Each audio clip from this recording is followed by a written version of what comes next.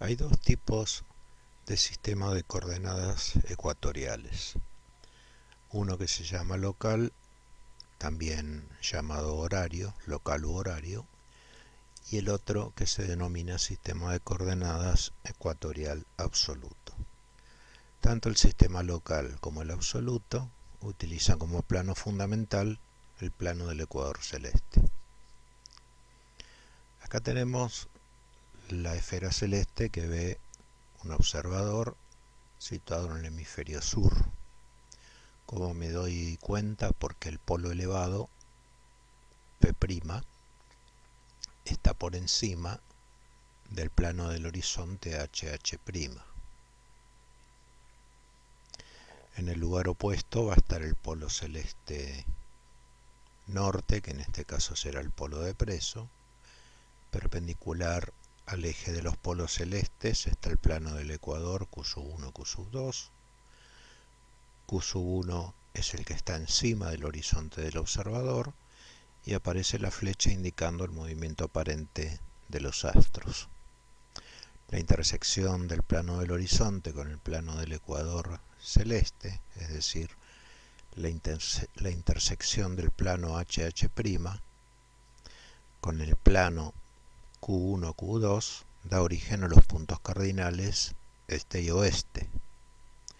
Además de eso, acá vemos trazado los verticales del este y del oeste.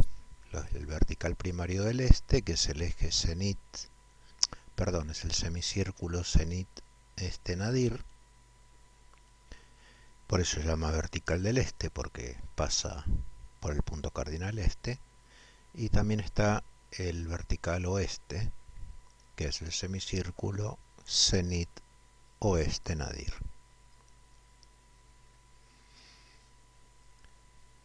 Bueno, ahora vamos a colorear el plano Q1, Q2, ya que vamos a estudiar el sistema ecuatorial. Ese va a ser nuestro plano principal, nuestro plano de referencia. Entonces ahí tenemos un determinado astro X en la esfera celeste y bueno, prestemos atención a esto. El plano del ecuador Q1, Q2 tiene su eje de los polos celestes perpendicular a dicho plano. Vamos a trazar un meridiano celeste que pase por dicho astro. Y como los meridianos van de un polo al otro, acá lo que se va a hacer es trazar un semicírculo que vaya de P' a P y en su camino que pase por el centro del astro X. Ahí tenemos un meridiano celeste. Va de un polo al otro y bueno, es perpendicular al plano del ecuador celeste en el punto T, en donde se corta el meridiano celeste con el plano del ecuador Q1, Q2. Ese punto T es, repito, la intersección del meridiano celeste con nuestro plano fundamental, que es el plano del ecuador.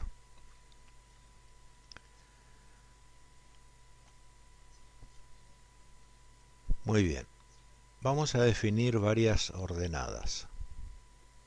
Así como ya hemos visto en el sistema horizontal que una de las ordenadas era la altura y la otra la distancia cenital, acá va a ocurrir algo muy similar. El arco TX que se ve en la figura y que está coloreado en rojo es lo que se denomina declinación del astro. Si observan bien y recuerdan el sistema de coordenadas horizontales, rige el mismo principio. La altura en el sistema horizontal se toma respecto al plano del horizonte HH'. La declinación en el sistema ecuatorial que estamos viendo ahora se toma de la misma manera que una altura, únicamente que el plano de referencia a partir del cual se lo toma es el plano del ecuador celeste Q1, Q2. Entonces, ahí tenemos a la derecha de la pantalla el nombre de esta ordenada. Se llama declinación se denota por medio de la letra griega delta, minúscula. Tiene amplitud de 0 a 90 grados, que puede ser positiva o negativa. Y el origen a partir del cual se mide ese valor es el polo celeste. El ecuador celeste. Se mide a partir del ecuador celeste, es decir, en este caso a partir del punto T en dirección al astro X sobre el meridiano celeste. Esa sería la declinación que tiene el astro. Fíjense que no tiene nada que ver con la altura del astro, que se mide con respecto al plano del horizonte HH'. Bien, otra ordenada que tenemos es la distancia polar, que se ve ahí como un arco de color rojo. Se denota por medio de la letra griega delta, pero en mayúscula en este caso. Su amplitud es de 0 a 180 grados. Tiene un origen en el polo elevado y no tiene signo porque su máximo valor es 180 grados. Si nos acordamos con respecto al sistema de coordenadas horizontal, vamos a encontrar muchas similitudes acá. La declinación se mide de la misma manera que la altura, nada más que la altura se toma con respecto al plano del horizonte. Y la distancia polar se toma con respecto al polo elevado, del polo elevado hacia el astro X, y siempre medida sobre el meridiano celeste. Bueno, esto en el sistema horizontal era el equivalente a la distancia cenital. Únicamente que en el sistema horizontal la distancia cenital, obviamente, como su nombre lo indica, se toma a partir del cenit. Así que hay una similitud en cuanto a las formas de medir estas coordenadas. Lo único que cambia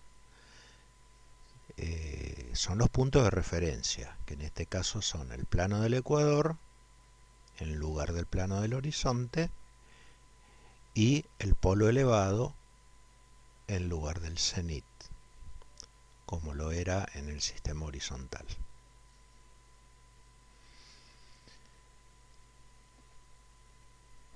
Ya hablamos de las ordenadas, tenemos que hablar de las abscisas. Bueno, con respecto a las abscisas también vamos a tener dos. Vamos a ver la más sencilla de las dos. Se llama ángulo horario. Justamente por esto es que el sistema que estamos viendo, el sistema ecuatorial horario, su abscisa, una de las abscisas se denomina ángulo horario. Se denota por medio de la letra T minúscula. Tiene una amplitud de 0 a 360 grados o su equivalente de 0 a 24 horas. Y tiene un origen en el punto Q1. El punto Q1, acuérdense, era el que estaba por encima del plano del horizonte del observador, o lo que es lo mismo, el que está más cerca del cenit del observador. Y se mide hacia el oeste. Es como que esta abscisa es parecida en el sistema horizontal a la azimut semicircular. Es decir, ahí tenemos un astro X, ya le hemos trazado un meridiano que pasa por él, y ese meridiano determinó sobre el plano del ecuador celeste, que es nuestro plano de referencia, el punto T. Bueno, para medir el ángulo horario, como bien dice acá a la derecha, la definición de lo que es el ángulo horario, el origen está en el punto Q1.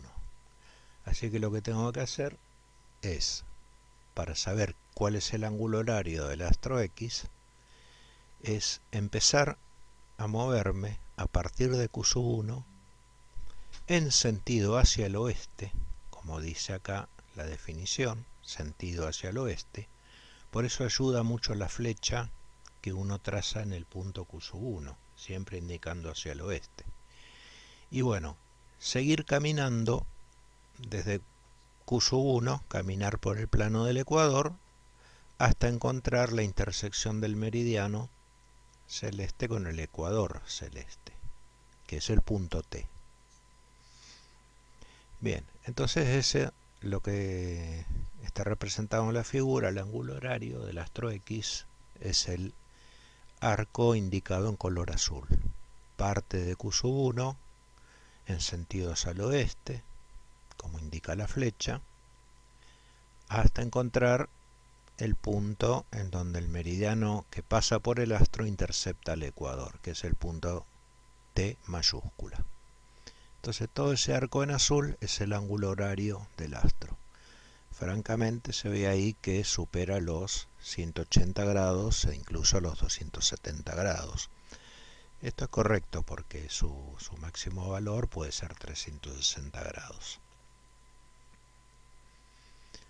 Bien, esta es una de las abscisas del sistema ecuatorial horario. El denominado ángulo horario es representado por la letra T en minúscula. La otra abscisa posible es la que se denomina ángulo en el polo. Su notación, como indica la imagen, es la letra P mayúscula y se mide de 0 a 180 grados, o lo que es lo mismo, de 0 a 12 horas. El origen es en el punto Q1 y se mide hacia el astro. El sentido de medición es hacia el astro, de modo que nunca se pasen los 180 grados.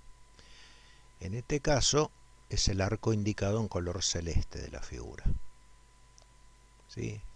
Noten que estamos en el sistema ecuatorial horario, el plano fundamental es el plano del ecuador celeste y las abscisas se tienen que medir sobre ese plano. Al igual que en el sistema horizontal, uno medía el azimut circular y el azimut semicircular sobre el plano del horizonte.